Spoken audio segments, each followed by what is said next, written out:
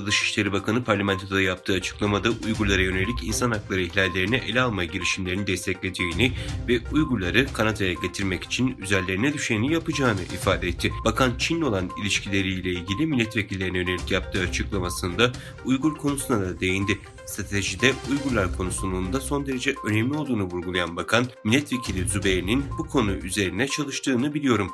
Birleşmiş Milletler'in insanlığa karşı suç olarak nitelendirdiği Uygurlara yönelik insan hakları ihlallerini ele almaya yönelik önergenizi hükümet olarak destekliyoruz ve Uygurları Kanada'ya getirmek için üzerimize düşeni yapacağız ifadelerini kullandı. Melanie Joly ayrıca Uygur konusunun parti üstü bir konu olduğunun altını çizerek herkesin bu önergeyi desteklemesine sevindim dedi. 5 Mayıs'ta yurt dışındaki Uygurlar Tayland'daki mülteci kamplarında ve hapishanelerde 10 yıldır tutuklu bulunan Uygurların serbest bırakılması talebiyle Washington, New York, Boston, Kanada, Montreal ve Toronto, Kanada'daki Tayland büyükelçileri ve konsoloslukları önünde protesto gösterisi düzenlendi. Protesto sırasında kamptaki Uygurlar serbest bırakılsın, bir daha ölmesin, Tayland Çin'in soykırımcı politikasına desteğini kessin ve Taylandlı Uygurları 10 yıl alıkoymaktan vazgeçin sloganları atıldı. Protestocular ayrıca ABD'nin Tayland'ı hapishanelerde ölen Uygurlardan sorumlu tutmasını talep etti. İşgalci Çin, Doğu Türkistan'ı Çinileştirme, İslam dinini Çince sosyalizme uyarlama ve sözde Sincan'ı Çin kültür yoluyla beslemek kisvesi altında yıllardır devam eden sistematik soykırım politikasının bir parçası olarak 1 Mayıs günü Aksu ili Toksu şehrinde eski Çin efsanelerinden Tansangi Tutuk Bek Kültür Parkı'nın açılış törenini düzenledi. İnsan Hakları Kuruluşu olan Safeguard Defenders tarafından kapana kısılmak, Çin'in genişleyen çıkış yasağı uygulamaları başlıklı rapor yayınlandı.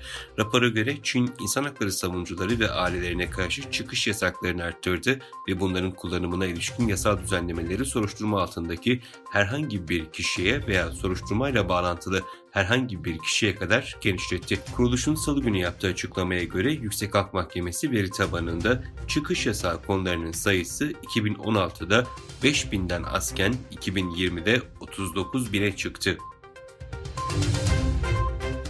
Sri Lanka çevrimiçi dolandırıcılık yapan büyük bir ağı çökertti. Dünya çapında milyonları dolandıran bu çetenin üyeleri Çin vatandaşlarından oluşuyor. Economic Times kaynaklarına göre Sri Lanka yetkilileri geçtiğimiz ay Interpol uyarısı doğrultusunda çevrimiçi dolandırıcılık suçlarına bulaşan 30'dan fazla Çinli sanığı gözaltına aldı. Sanıklar Sri Lanka'ya turist vizesiyle gelmişlerdi ve Sri Lanka'nın batısındaki bir eyalette tutuklandılar. Çin'in Wuhan kentindeki ilk Covid salgınını belgeleyen ve 3 yıl hapis cezasına çarptırılan muhabirin serbest bırakıldığı iddia edildi. Fang Bin ve diğer bir kişi 2020'nin başlarında pandeminin ayrıntılarını internette ve sosyal medyada yayınlayarak salgını kontrol edemedikleri için eleştirilere maruz kalan Çinli yetkilileri utandırdı. Bu nedenle Fang'ın Çin'de yaygın olarak siyasi muhaliflere karşı kullanılan belirsiz bir suçlama olan tartışma ve sorun çıkarmak suçuyla 3 yıl hapis cezasına çarptırıldığı bildirilmişti.